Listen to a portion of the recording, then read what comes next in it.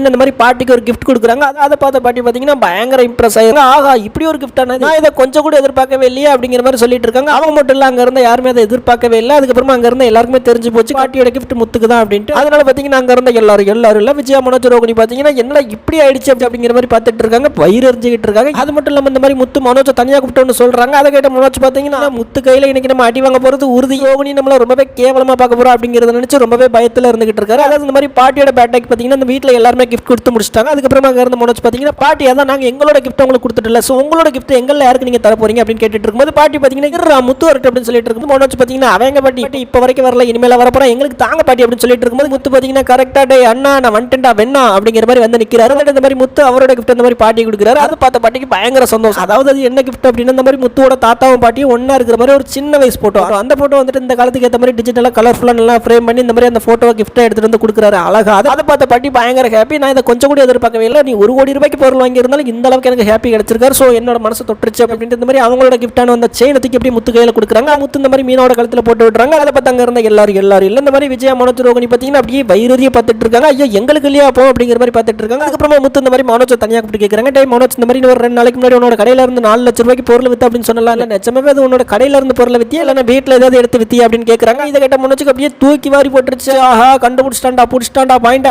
அடி கன்ஃபார்ம் உடம்ப இரும்பாக்கிக்கடா கரிகாலா அடி விட்டு வெளுக்க போறான் கேவலமா படுத்த போறான் எல்லாத்துக்கும் தயாராயிடுறான் அப்படிங்கிற மாதிரி நினைச்சு பயங்கர பயத்துல இருந்துகிட்டு இருக்காரு.